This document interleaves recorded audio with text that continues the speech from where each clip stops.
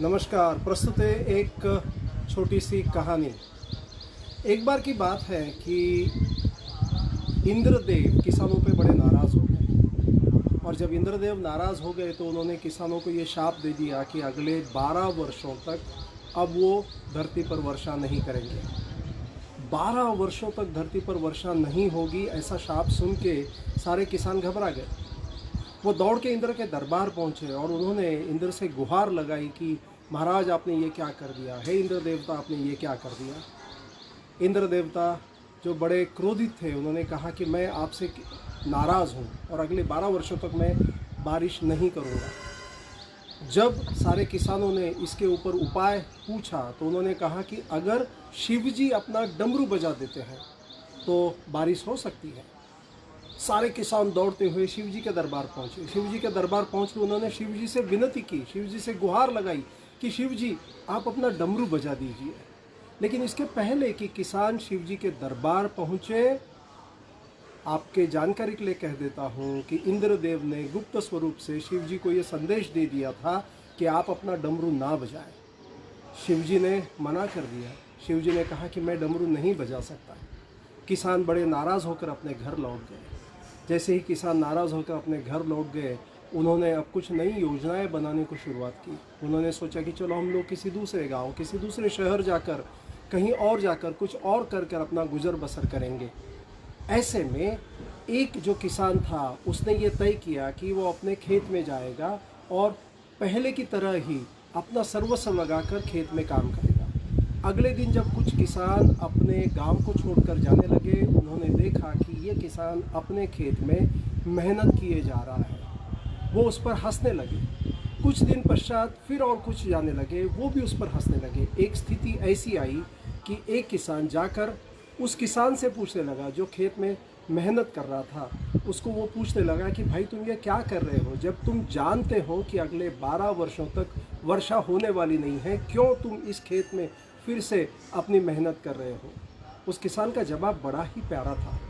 उसने कहा कि मैं ये जानता हूँ कि अगले 12 वर्षों तक वर्षा होने वाली नहीं है। मैं ये जानता हूँ कि अगले 12 वर्षों तक मेरे खेत में कुछ उगने वाला नहीं है, लेकिन फिर भी मैं अपनी मेहनत किए जा रहा हूँ, क्योंकि मैं अपनी मेहनत करने की आदत को नहीं भुलाना चाहता। आप सब लोग जो गांव छोड़ के किसी और कार्य के लिए जा रहे हैं, हो सकता है कि 12 वर्ष के बाद आप जब लौटे तो आप सिंचाई भूल जाए, बुआई भूल जाए, आप खेत खलियान में काम करना भूल जाए, या उतना परिश्रम करने की आपकी ताकत ना हो, मानसिकता ना हो। ऐसे में उस किसान के इस वाक्य को भोले शंकर के साथ बैठे हुए माँ पार्वती ने सुना। माँ पार्वती ने शिव जी को कहा कि देखो स्वामी, वो किसान क्या कह रहा है।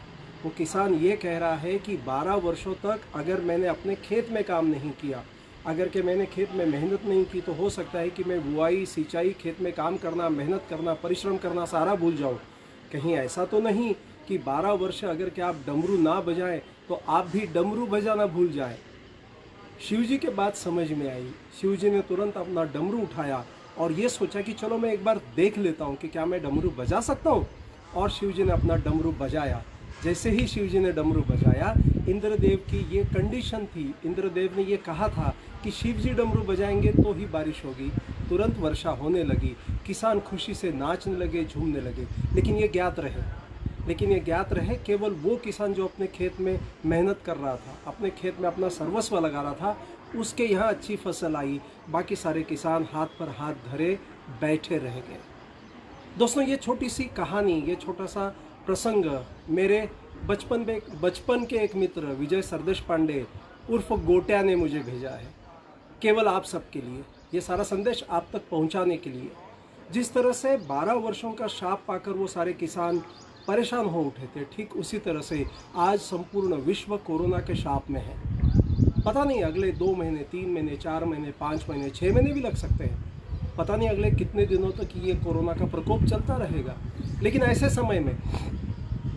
समय में आपके जो भी स्किल्स हैं, आपके जो भी एबिलिटीज़ हैं, आपकी जो भी क्षमताएं हैं, आपके जो भी कौशल्य हैं, उसको अगर कि आप और शार्पन करेंगे तो ही जब फिर से परिस्थिति सामान्य होने की स्थिति बनेगी तो आप पहले से बेहतर काम कर पाएंगे। 2 अलग अलग पलड़े हैं। एक वो जो अभी के कोरोना के स्थिति में कुछ भी मुझसे नहीं होगा या मैं कुछ नहीं कर सकता हूँ बोलकर हाथ पर हाथ धरे बैठे रहेंगे, तो दूसरी तरफ वो जो इस समय का सदुपयोग करके कुछ नए क्रिएटिव स्किल्स एबिलिटीज़ को ग्रो करेंगे, वो लोग जो इस समय का सदुपयोग करेंगे वो डेफिनेटली आने वाले समय में और बेहतर और अच्छा काम करेंगे उनके मुकाबले जो हाथ पर हाथ धरे बैठे रहेंगे।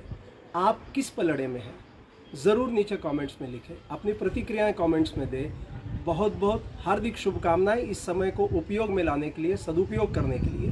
धन्यवाद।